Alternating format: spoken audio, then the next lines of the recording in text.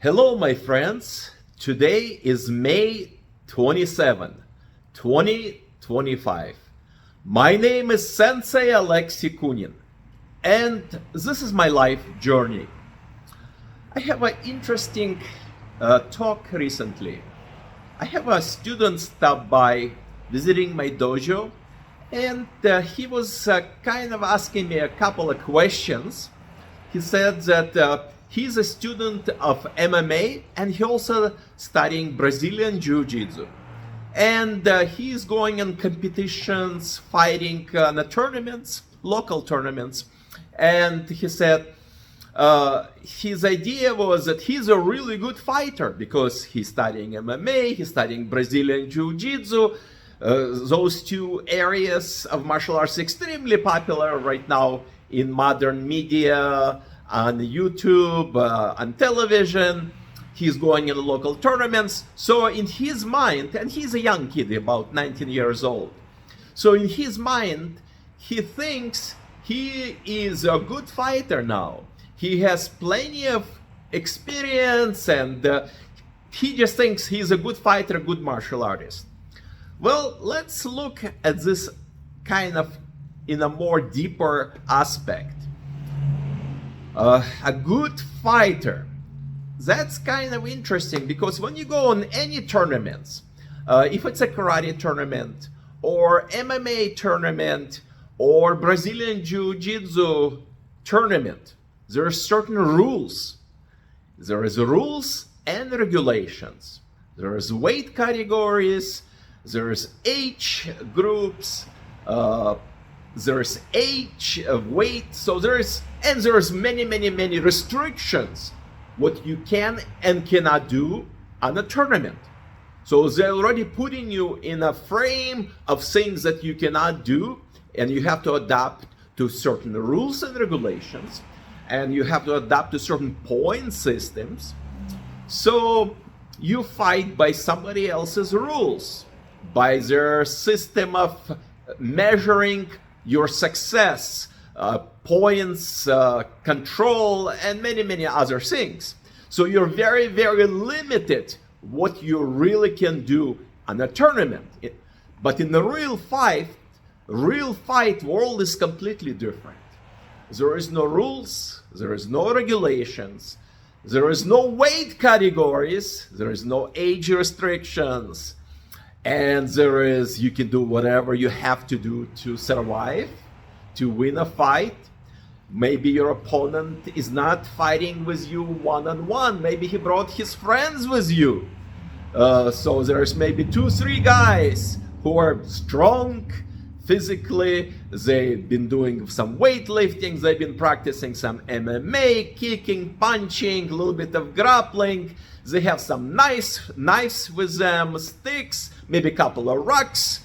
And you also probably been practicing the same thing. So who is gonna win the fight? Who has more skill, more weapons, and less restrictions? So in the real combat, in the real fight is like a combat. You're fighting for your life. So in the real combat, there is no rules. There is no regulations. You do whatever you have to do to win the fight. Use any weapon. If you want to live and survive, you have to adapt, use any weapon, use any strikes or throws or any combination of things to survive, especially when you're fighting multiple attackers. So somebody gonna get injured really bad. Somebody might even die because in a combat things happen, and probably you're gonna get injured as well, because if there is a knife involved, definitely you're gonna get injured. Doesn't matter how good you are or how good skill you think you are practicing at your dojo. Maybe you have a black belt in some style of martial arts. When it comes to weapons, it's a completely different world. So in combat, you will bleed. You're probably gonna get really injured, really bad. And if you're really lucky and your skill is really good, you might survive. but it's not guaranteed. So real life fighting in combat is very, very different from fighting in a tournament. And it doesn't matter what kind of tournament, MMA, Brazilian Jiu-Jitsu, karate tournament, it does not matter. There's rules and regulations, there's judges, and they want to make sure that everybody is safe, and they will stop the tournament if somebody starts bleeding or somebody gonna get injured. In combat, it's not gonna happen. You fight for survival. So if you go on the cement and the ground, you're probably gonna die. Brazilian Jiu-Jitsu, very good art for grappling on the mat. But in the real combat, you go on the cement, you go on somewhere where there's rocks and the dirt, it's slippery, it's raining, it may be ice, maybe rocks around you, broken glass, you're gonna get cut, you're gonna get stabbed, you're gonna get kicked and punched. Your opponent may be better skilled, better fighter, much heavier and stronger than you are. So the minute you go to the ground or take your opponent to the ground or slip and fall, this is the end of you. So in the real combat, stay up and fight.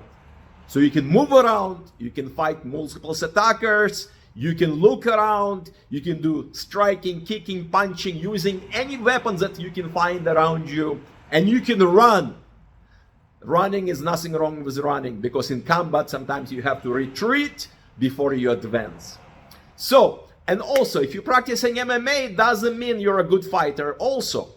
Like I said before, MMA has many, many rules and regulations.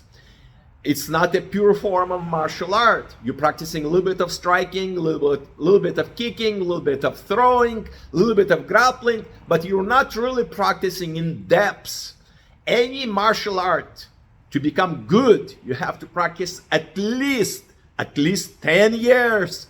Hardcore training, 5 to 7 days every day, 2-3 hours every day in the dojo. Hardcore training, mentally and physically, to become a good fighter and to become a good teacher and instructor. Instructor, after 10 years, teacher, 15-20 years, because teaching is very, very different. To become a teacher is much, much deeper understanding than just to be instructor. So come to a conclusion. If you really want to be good at something, you focus and you dedicate many, many years of your life of hardcore training, discipline, realistic training, mental training, because physical training is not enough. You have to be very strong mentally. You have to be strong physically. You have to develop balance, coordination, be able to apply all the skills you learn in an environment, not just in a safe environment of the dojo, but also somewhere in a street, somewhere in a dark corner. You have to have a good developed intuition, good reaction time, speed, execution of techniques without thinking, automatically, just body remembering the moves and fighting, reacting to pain also, because you're gonna get punched, you're gonna get kicked, you might gonna get stabbed where there's some broken glass or hit with a rock. So you have to have a strong mind to not to quit, focus, and keep fighting. That means strong spirit. So it's not just the mind. You have to have a strong willpower and spirit to survive. Endurance is important, because if you're in a fight, first 20-30 seconds and you're out of breath, you cannot fight anymore. Your adrenaline is so high because you've been excited, you cannot breathe. You cannot breathe, you cannot fight. So there is many, many factors when it comes to combat and fighting. Any fight should not last more than 15-20 seconds. If it's beyond 20 seconds, you're not gonna make it. If you're fighting and 20 seconds pass and you're still fighting as the person is attacking you, and that means your skill is not that good, it's time to run if you can run. So my specialty is traditional Japanese Jiu-Jitsu. I teach realistic combat applications. I've been practicing and teaching traditional Japanese Jiu-Jitsu for over 45 years. I travel all over the world teaching seminars for military and police, for special forces. I'm a US Army veteran. I'm a veteran of 2 wars. So I used to teach a lot of military people. I used to teach police in many, many different countries. Mentality of fighting is very, very different than mentality going to the tournament. Very different. It's you have to turn to survival mode. Use a lot of instinct fighting. So skill is important, very important. It's not enough. Strength is very important in a fight, but it's not enough. It's everything putting together, your skill, knowledge, experience, strength, coordination, balance, endurance, mind, strong mind, willpower, then you become a good fighter. So this kind of in a short discussion on how to become a good fighter, how to become a great fighter, and the difference between fighting in tournaments, realistic combat fighting, and the difference between being in a tournament, being instructor, and being sensei, being teacher. Teacher, we already had the discussion before in the previous sessions when I was giving a lecture, what is to be a teacher and sensei. So it's a whole different subject. So again, my lecture is very short. Stay healthy, stay healthy, stay safe, be happy, don't get into the fights. Health is more important. Mind and body, balance, training, meditation, it's all important. So again, my name is Sensei Alexey Kunin. This is my dojo, Katabami Ju-Jitsu Dojo in Omaha, Nebraska. Talk to you later. Bye-bye.